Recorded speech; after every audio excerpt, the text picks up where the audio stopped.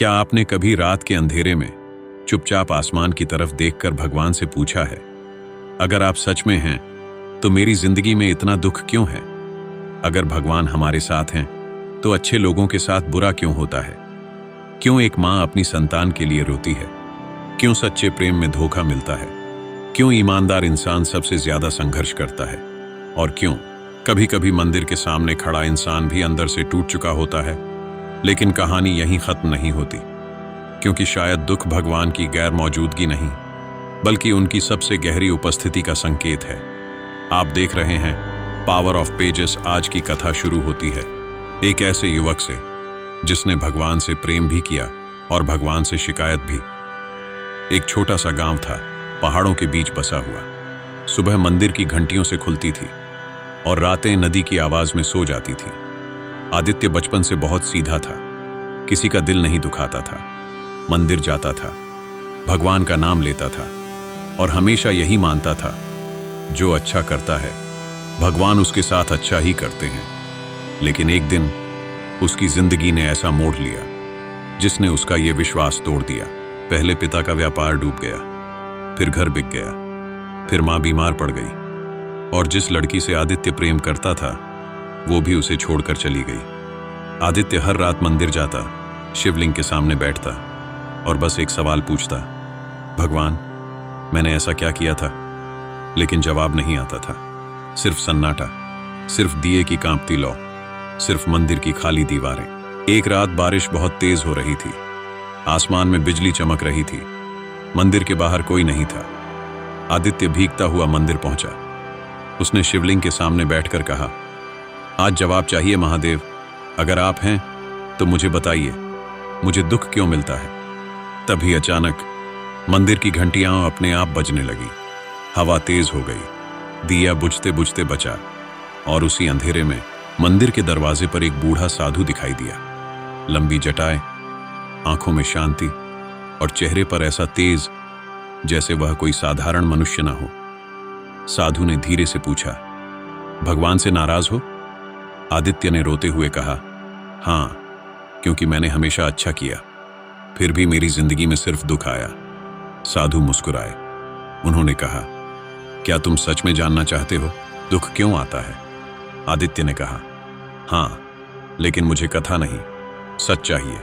साधु बोले, तो सुनो, आज तुम्हें अपना ही जीवन दिखेगा, लेकिन उस नजर से जिससे भगवान देखते हैं। इतना कहते ही मंदिर के भीतर एक अद्भुत प्रकाश फैल गया। आदित्य ने आंखें बंद की और जब खोली तो वह किसी और जगह था। चारों ओर कुरुक्षेत्र का मैदान था, धूल उड़ रही थी, शंख बज रहे थे, रथ खड़े थे और बीच में अर्जुन अपने धनुष को नीचे रखकर रो रहा था। अर्जुन ने श्री कृष्ण से कहा, हे माधव, अगर धर्म का रास्ता इतना दर्द देता है तो फिर धर्म किस काम का? श्री कृष्ण शांत थे। उन्होंने कहा, अर्जुन, तुम केवल वर्तमान का दुख देख रहे हो, मैं संपूर्ण समय देख रहा हूं। आदित्य कांप गया। साधु की आवाज पीछे से आई, मनुष्य अपने जीवन का एक पन्ना पढ़कर भगवान को दोष देता है, लेकिन भगवान पूरी पुस्तक लिख रहे होते हैं। अचानक दृश्य बदल गया। अब आदित्य ने देखा, एक बच्चा आग के सामने खड़ा है। वह प्रहलाद था। चारों तरफ लोग चिल्ला रहे थे। होलिका आग में बैठी थी, लेकिन प्रहलाद की आंखें बंद थीं। वह बस कह रहा था, नारायण नारायण। आदित्य ने साधु से पूछा, इतने छोटे बच्चे को इतना दुख क्यों? साधु बोले, क्योंकि कभी कभी भगवान अपने भक्तों को दुख से बचाते नहीं, दुख के बीच अपनी शक्ति दिखाते हैं। फिर दृश्य बदल गया।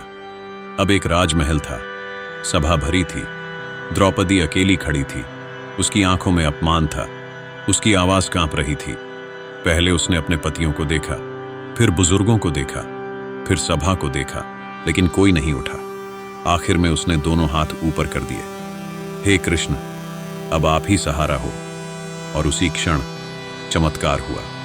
साधु बोले, जब इंसान सारे सहारे छोड़कर सच में भगवान को पुकारता है, तभी भगवान का अदृश्य हाथ दिखाई देता है। आदित्य की आंखों में आंसू आ गए। वह बोला, तो क्या दुख हमें भगवान के पास लाता है? साधु बोले, हाँ, सुख में इंसान दुनिया को पकड़ता है, दुख में भगवान को। लेकिन कहानी यहीं खत्म नहीं होती।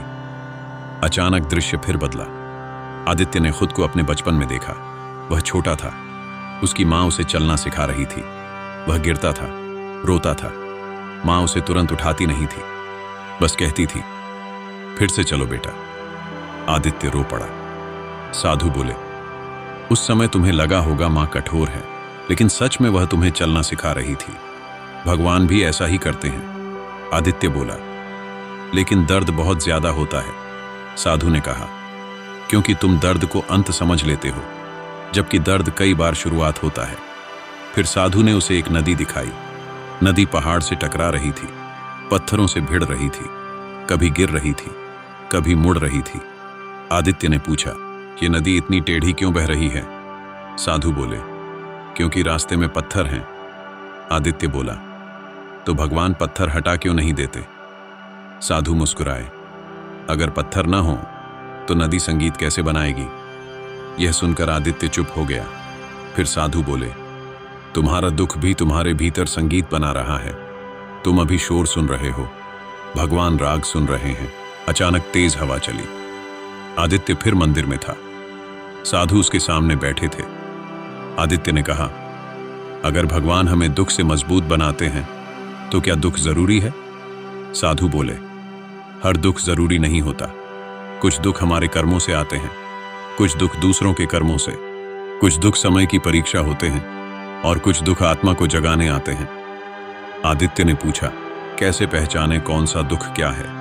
साधु बोले, जो दुख तुम्हें कड़वा बना दे वह अधूरा समझा हुआ दुख है। जो दुख तुम्हें विनम्र बना दे वह भगवान का संदेश है। जो दुख तुम्हें दूसरों का दर्द समझना सिखा दे वह आत्मा की उन्नति है। मंदिर में सन्नाटा फैल गया। बाहर बारिश रुक चुकी थी। साधु ने आगे कहा, आदित्य, तुम सोचते हो भगवान ने तुम्हें छोड़ दिया, लेकिन क्या तुमने कभी सोचा, अगर भगवान ने सच में छोड़ दिया होता तो तुम आज भी टूटकर यहां आते ही क्यों? आदित्य ने सिर उठाया। साधु बोले, जो इंसान पूरी तरह हार जाता है वह भगवान से सवाल भी नहीं करता। तुम्हारे सवाल में भी भक्ति है। आदित्य की आंखें भर आईं। वह बोला, तो भगवान मेरे साथ हैं?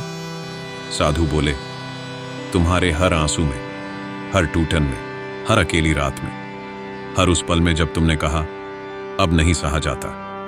आदित्य फूट फूट कर रो पड़ा। उसने शिवलिंग को देखा और कहा, महादेव, मैंने आपको गलत समझा। तभी साधु उठे। आदित्य ने पूछा, आप कौन हैं? साधु ने मुस्कुराकर कहा, जब भक्त सच्चे मन से पूछता है तो उत्तर किसी न किसी रूप में आता ही है। इतना कहकर साधु मंदिर से बाहर चले गए। आदित्य उनके पीछे भागा, लेकिन बाहर कोई नहीं था। सिर्फ हल्की चांदनी थी, बारिश के बाद की मिट्टी की खुशबू थी और दूर से आती मंदिर की घंटियों की आवाज। आदित्य वापस अंदर आया और उसने देखा, शिवलिंग के पास वही रुद्राक्ष पड़ा था जो उस साधु के हाथ में था। उसका शरीर कांप गया। वह समझ गया, उस रात महादेव ने स्वयं उसे उत्तर दिया था। लेकिन कहानी यहीं खत्म नहीं होती। अगली सुबह आदित्य की जिंदगी वैसी ही थी। गरीबी थी, मां की याद थी, घर की चिंता थी, टूटा हुआ दिल था। लेकिन अब एक चीज बदल चुकी थी, उसका नजरिया। अब वह हर दुख से पूछता था, तू मुझे तोड़ने आया है या बनाने? धीरे धीरे आदित्य ने फिर काम शुरू किया। लोगों की मदद की, मंदिर में बच्चों को पढ़ाना शुरू किया। जिस दर्द ने उसे तोड़ा था उसी दर्द ने उसे दूसरों का सहारा बना दिया। सालों बाद वही आदित्य गांव का सबसे प्रिय इंसान बना। एक दिन एक छोटा बच्चा उसके पास आया और बोला, भैया, अगर भगवान है तो हमें दुख क्यों मिलता है? आदित्य मुस्कुराया। उसकी आंखें भर आईं। उसने बच्चे के सिर पर हाथ रखा और कहा, क्योंकि बेटा, कभी कभी भगवान दुख नहीं भेजते, दुख के बहाने हमें खुद से मिलाते हैं। फिर उसने आसमान की तरफ देखा।